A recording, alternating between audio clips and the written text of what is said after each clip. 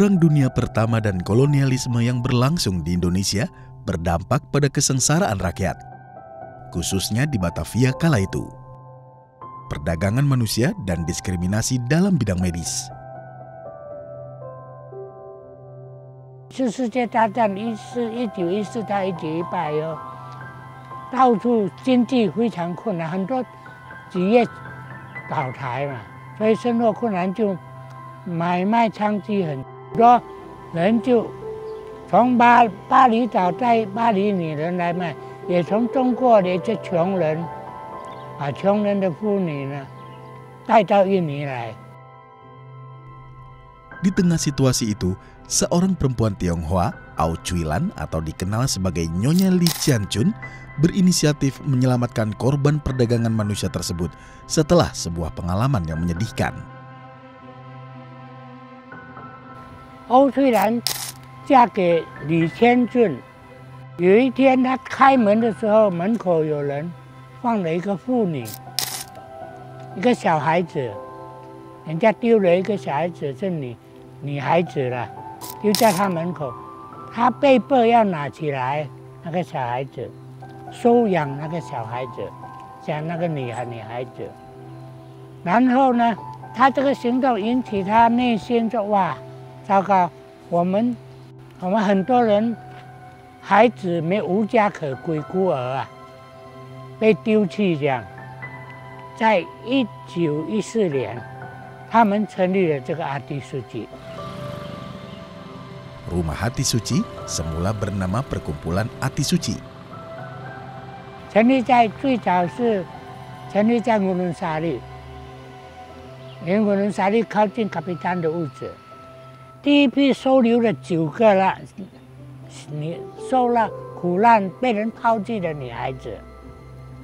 后来呢，欧翠兰做主席的去收据公布后，越来越多人妇女困难受难的妇女逃出来呀、或者被丢弃，就是越来越多集合到这个阿基书记，所以后来慢慢扩大，到过一两年，他们觉得这个姆伦沙利的不够，所以他们就找到一个哥本西利那边，在哥本西利设立了一个楼，就是阿迪书记的收留所，那个地方就很大，可以收留到100、200个人了，所以这个是开始的时候。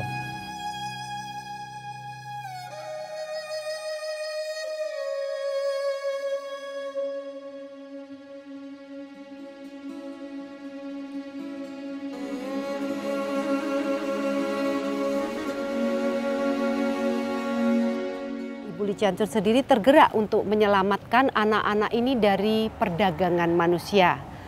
Sebab saat itu anak-anak perempuan dijadikan pembantu di sini, ada juga yang dijadikan pelacur. Oleh sebab itu, Ibu Li Qianchun mendirikan rumah ini untuk menjadi rumah penampungan dan perlindungan bagi mereka. Namun dalam perkembangan selanjutnya, rumah ini berkembang menjadi panti asuhan Putri Hati Suci.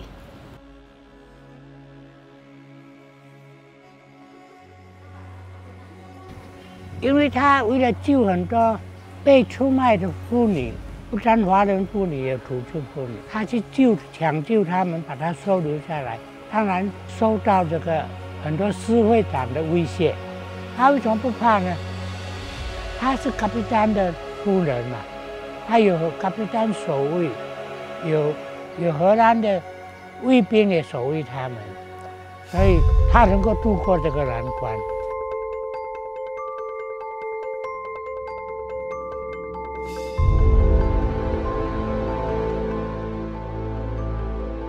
Diskriminasi yang dilakukan oleh pemerintah kolonial Belanda dalam layanan medis menggerakkan Dr. Kwa Chun Siu dan sekumpulan warga Tionghoa mendirikan klinik Yang Se-i pada tahun 1924. Klinik ini adalah cikal bakal rumah sakit Husada saat ini.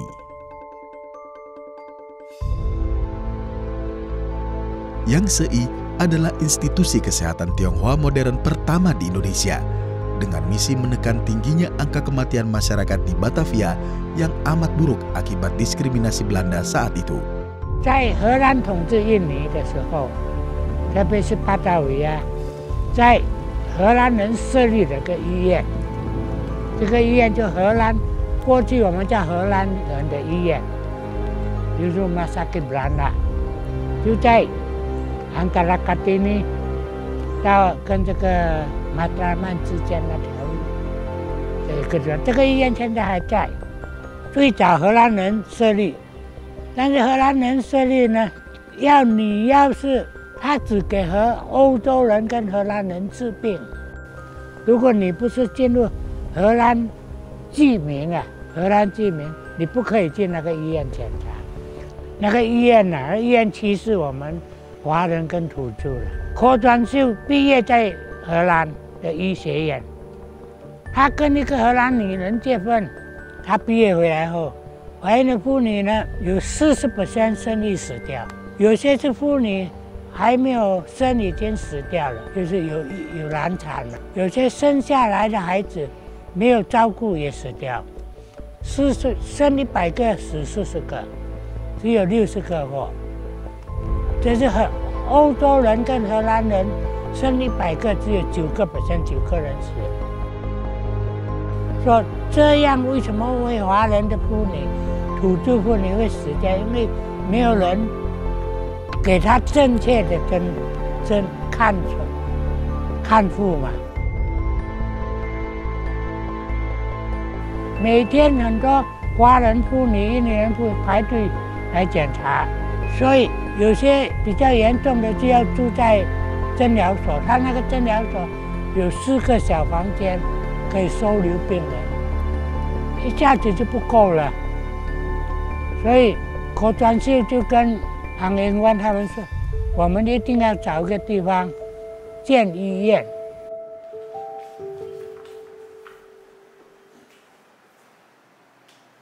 Dr. Kwa pada waktu itu menggalang dana dengan menghubungi tokoh-tokoh daripada yang pada waktu itu di Jakarta untuk bersama-sama marilah kita mendirikan satu poliklinik atau rumah sakit untuk menolong sesama.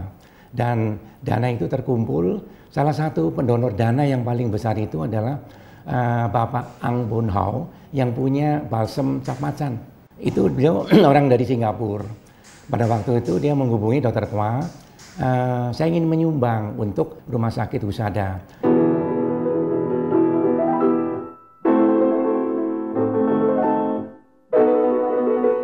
Pada 1937, pemerintah Belanda mengirim Nyonya Lee untuk berpidato di Liga Bangsa-Bangsa dalam Kongres Perempuan Sedunia di Belanda.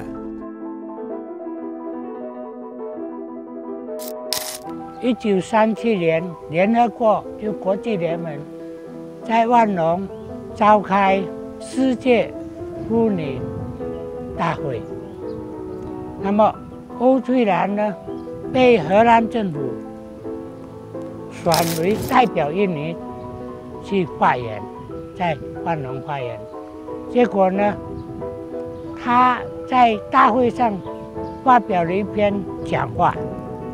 那讲话说明我们怎么样解决世界妇女的买卖跟妇女做娼妓的问题。他提出了一系列的积极办法，就是 欧翠兰以他自己的经验，在世界国际联盟就是像现在的联合国，国际联盟妇女大会发表这一个讲话，说解决妇女问题，解决女性的就业问题、生活问题，以及不良的习惯，就是被买卖娼妓的问题的一个办法，那得到每一个国家代表都热烈的赞赏，所以她被选为世界妇女的一个重要的有成就的妇女。这是印尼，就在印尼还没有独立之前，欧翠兰对印尼妇女界、印度尼西亚民族妇女的一个重大贡献。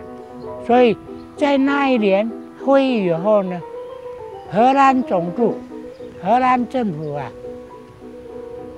荷兰女王就封给他一个最高的荣誉奖状，他得到荷兰女王给他一个最高的奖状。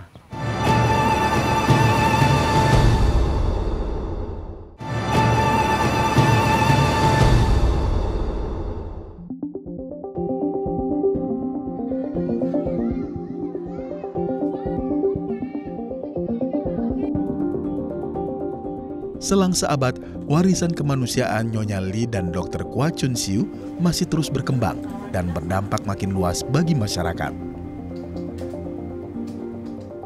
Awalnya tentu tidak sebesar ini ya. Awalnya hanya ditampung oleh Ibu Lee Chian Chun, yang kemudian makin lama makin berkembang. Dan Ibu Lee Chian Chun bertekad bahwa dia ingin memperlakukan anak-anak ini seperti anaknya sendiri.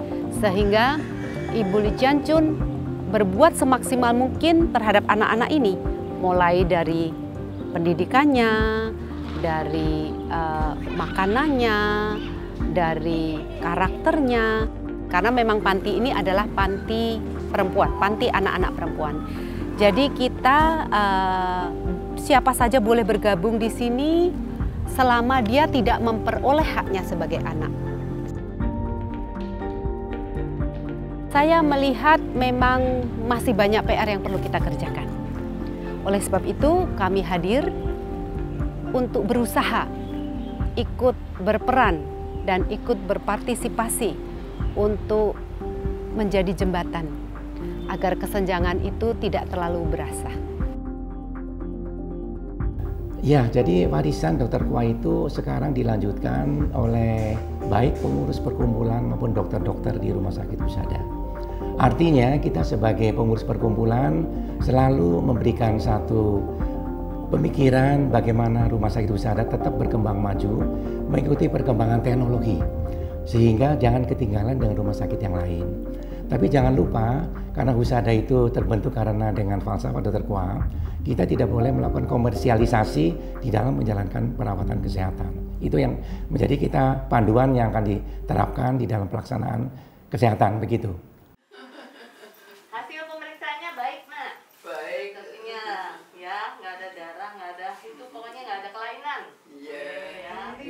Kuat nantinya. Ya, nilai-nilai itu sampai sekarang kita jalankan dengan salah satunya dengan pelayanan yang sekarang terbuka adalah pelayanan BPJS. Dan kita Rumah Sakit Husada sudah membuka akses untuk BPJS ini, baik untuk poli rawat jalan maupun dirawat inap. Nah, kita sediakan juga untuk pelayanan yang terbaik bagi pendatang yang memang tidak mempunyai keluarga atau sanak keluarga, sehingga dapat menggunakan akses BPJS-nya di Rumah Sakit Husada ini.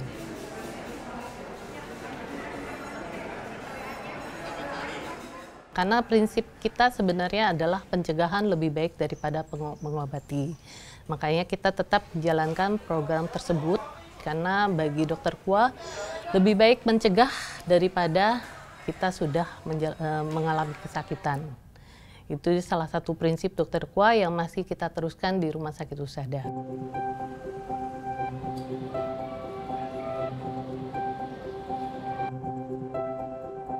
Can you answer these questions without looking for information in the internet? Can you? Yes. Yes? No. No. I know, Miss. How? Of course, no, Miss. I know, Miss. How? How? We need to masal aja. Menyadari perlunya kesinambungan dalam pemenuhan pendidikan, tahun 1989, sebuah lembaga pendidikan formal bernama Sekolah Hati Suci didirikan untuk mendukung anak asuh mendapatkan pendidikan yang memadai dan bermutu. Sesuai dengan visi misi kita, bahwa kita tidak hanya mengasuh, tetapi juga mengembangkan. Oleh sebab itu, di dalam pengasuhan sehari-hari, kita inline dengan apa yang menjadi tujuan kita, yaitu tentunya kita memberi perlindungan, kita menciptakan suasana yang kondusif bagi mereka, kita berusaha pantinya bersih, rapi, aman, gizi cukup, kesehatan baik. Namun selain itu kita juga memikirkan tentang perkembangan, bagaimana mengembangkan potensi anak. Seperti kita memberi pendidikan yang baik, yang mana kita juga ada sekolah ya, sekolah hati suci. Di luar pendidikan formal, kita membekali mereka dengan berbagai macam ekstrakurikuler yang sifatnya skillful. Seperti di sini ada merangkai bunga, ada kursus menyanyi, kursus menari. Kita juga ada kursus membuat kue, memasak, yang sifatnya skillful gitu.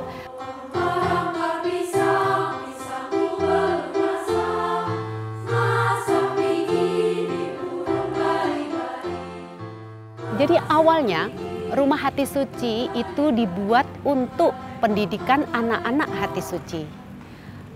Namun karena sekolah ini cukup bagus dan sempat menjadi favorit, jadi ada anak-anak luar yang ingin bergabung di sekolah hati suci. Oleh karena itu kita terbuka. Jadi tidak hanya anak-anak Rumah Hati Suci yang bersekolah di Hati Suci, namun anak-anak dari luar juga ikut bergabung bersama kita. Saya kepinginnya sekarang anak-anak di Hati Suci ini itu memiliki rasa percaya diri yang kuat. Karena saya melihat itu kelemahan terbesar di sini. Mereka sangat tidak berani bermimpi. Bahkan kadang-kadang ada opportunity, mereka seolah-olah seperti ragu-ragu untuk menggapai apa yang di depan mata gitu. Sebab kita sudah berusaha semaksimal yang kita bisa untuk memberi apa saja yang mereka butuhkan. Seperti tadi, pendidikan. Asal mereka mau belajar.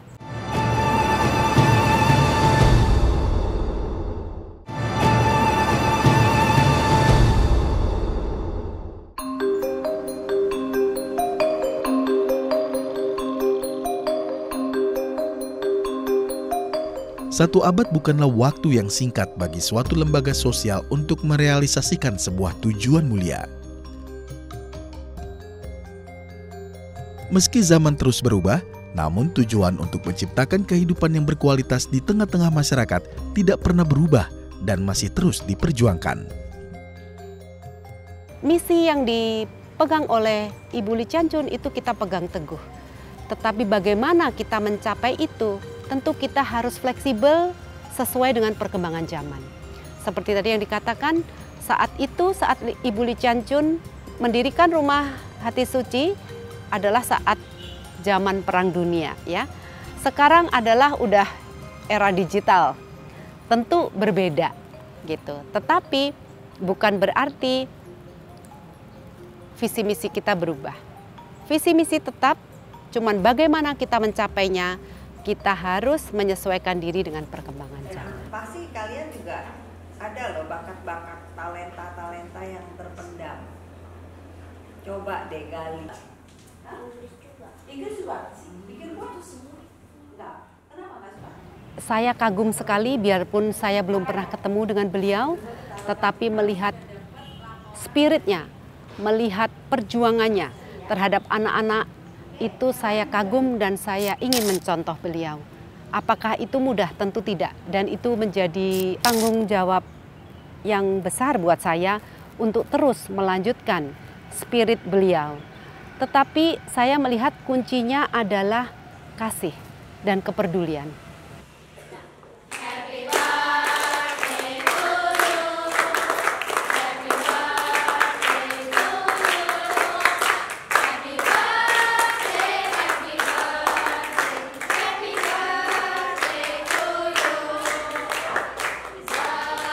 Karena mereka ini punya potensi, mereka ini anak-anak yang sama dengan anak-anak kita juga.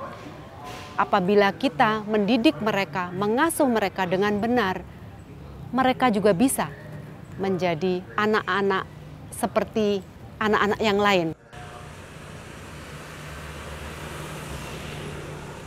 Perkumpulan Husada ini tahun depan 100 tahun.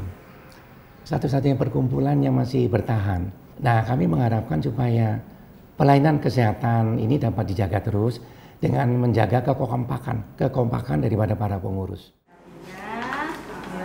Terus ini ada Kita mengetahui bahwa husada itu badan hukumnya adalah perkumpulan. Beda dengan yayasan. Kalau perkumpulan itu adalah terdiri pada orang-orang yang berkumpul mendirikan rumah sakit husada. Sampai sekarang ini jumlah anggota perkumpulan itu anggaran dasar mengatakan adalah 60 orang, ya. Dengan catatan kalau ada anggota yang meninggal ataupun pindah keluar kota ataupun mundurkan diri, harus diisi dengan anggota yang baru. Dan seorang bisa menjadi anggota perkumpulan harus mendapat rekomendasi. Artinya rekam jejaknya baik, bahwa dia benar-benar mempunyai ketulusan untuk menyumbang dalam bidang sosial. Itu yang menyebabkan kita tetap bertahan sampai sekarang. Harapan kami adalah bahwa Rumah Sakit Husada ke depan tetap memegang marwah daripada amanah Dr. Kwa Chuan Siu. Berdasarkan cinta kasih memberikan pelayanan bidang kesehatan. Artinya sepanjang itu dilaksanakan, masyarakat tetap mengakui bahwa Husada ini salah satu rumah sakit yang memberikan pelayanan pada masyarakat khususnya di mana mereka itu tanpa memilah-milah siapapun diberikan pelayanan dengan sebaik-baiknya. Itu harapan kami.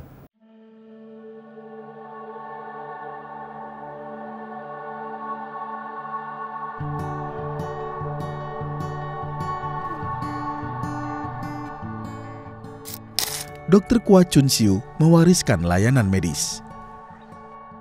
Au Cui Lan mewariskan pengasuhan dan pendidikan. Dua hal itu adalah pilar bagi perkembangan bangsa yang dirintis di masa sulit dan menjadi bagian perjalanan bangsa hingga kini.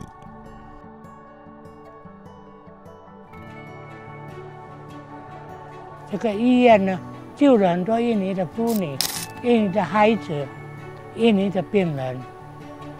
然后澳虽然救了很多印尼的孤儿、孤女，很多妓女，他们对社会的贡献奉献一生啊，到死。这一个呢，印尼的历史上，印尼人的我们的也应该为他写下他的功绩，留给后人支持。所以为什么我说？ 现在的一些雅雅山阿迪书记应该改名阿迪书记欧翠兰，应该纪念他的名字。Rumah Sakit Husada 应该改为 Rumah Sakit Kwa Chuan Siu， 纪念他对印尼的贡献。